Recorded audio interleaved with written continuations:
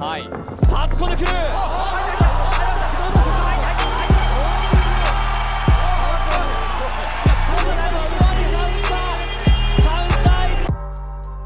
Size and fighting. How does it matter? When does it matter? At what extent does it actually have an advantage? Or does it have an effect at all? Well, it's one of the most interesting questions, one of the most interesting topics when you talk about combat sports and fighting in general, no matter where the place is. Here we'll be looking at one of the forgotten and most important fights in recent history in relation to size and combat, where Melvin Manhoef, perennial kickboxing knockout phenomenon, faced against equally skilled and even more powerful kickboxing elite Mark Hunt. With how successful and how long these two have competed in the sport of kickboxing, they somehow cross paths in MMA, but this collision was never to be predicted. Melvin Manhoef is a supremely explosive striker, but being dwarfed by the Samoan, no one thought this fight could ever even happen. At 5'8", weighing 194 pounds, roughly 89 kilograms, very few thought that Manhoef could deal the damage necessary to hurt the 5'10", 287-pound human tank.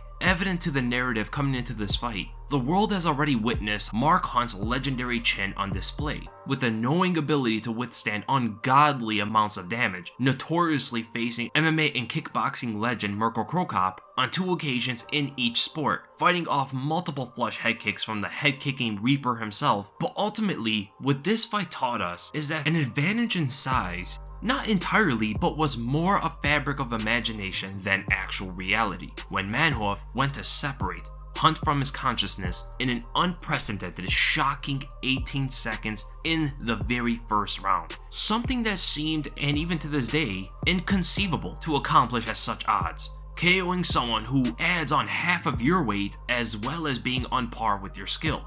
Think about it, through battles with the giants and technicians of the heavyweight division throughout years on years, it took a small middleweight who gave up 93 pounds to hand Mark Hunt's first ever KO loss in his combat career, and to this day, 16 years later, still the quickest Hunt has ever suffered a defeat, and his very next knockout loss coming 5 years later by a spinning heel kick after getting dropped multiple times in the fight by JDS, it showed that Hunt's durability further progressed on to be effective. And even how short this fight was and how stunning the knockout was, there was actually a lot to take out of this fight. I mean, knowing the massive size difference between the two, you have to know that Manhoef and Hunt are going to fight a little bit differently than their usual selves. They're not used to fighting such big men or small men relative to each fighter. It magnifies some of their advantages and disadvantages. Initially, Manhoef gave the ground to Mark Hunt to take, backing away, showing us that he was to wait for Mark Hunt's attack at the very start of the fight. The cat and mouse tactic is one of the best generic game plans a smaller martial artist can use. Make the bigger and slower man chase. A sub-war of attrition has been set. With this strategy, Manhoef does not need to expend unnecessary energy, allowing Hunt to take the initiative for everything that goes on. It's more taxing to lead the dance than to follow. However, leading allows for future sight, or set traps, set attacks, and set angles up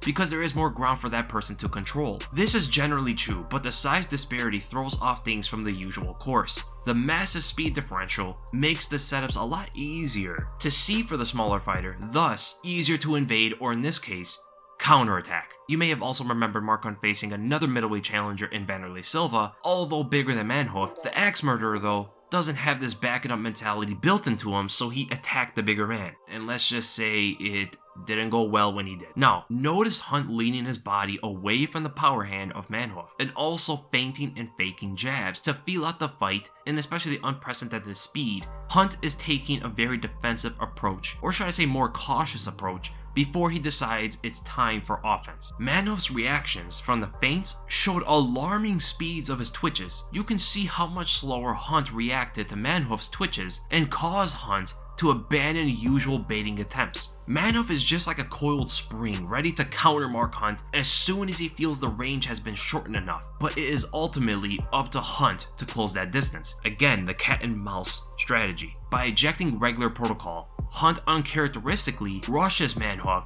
with reliance on his size and strength to smother the smaller man. Hunt has always been known to be a very fast puncher. He uses many trickery and baiting tactics to get his opponent to fall under his tremendous power. His setups are relied on his speed to gauge and react. But because his speed was obviously overcome in this fight, he used what advantages he had, his size and strength. He couldn't go by the usual means of setting things up for his hands. Hunt eagerly rushes with the right overhand, then left straight as he switches forward, trying to cover distance as fast as possible, but he was just not fast enough to catch up to Manhoef. 2 more desperate punches and Manhoef gets his head off the center line to swing momentum into his right hook counter, and one taps Mark Hunt, which virtually ends the fight. You also have to know how impressive this is, not because he knocked out Mark Hunt. Knocking out Mark Hunt in general is insanity to the brain, but also doing it in 18 seconds is pretty much unthinkable. And on top of that, doing it by running backwards and actually getting off balance once you attempt to punch, your feet are pretty much not under you anymore. That takes another level of understanding, to be honest here. And at the end of the day,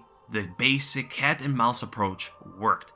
Cause Hunt to chase and fall into the trap of a rapid speed, which to this day, in my opinion, is Melvin Manhoef's greatest MMA victory in his entire career. Able to do something that nobody else has been able to do for over 20 years to Mark Hunt. We're talking about champions in both kickboxing and MMA. We're talking about all different levels of striking, all different levels of grappling, all different levels of power and skill. And Manhoef, the smallest man that Mark Hunt has ever faced in his entire career, was able to do it faster and harder than anybody before or after, which throws that wrench into how much does size actually matter. And in cases, is there a point where it becomes more of a disadvantage? Really makes you think.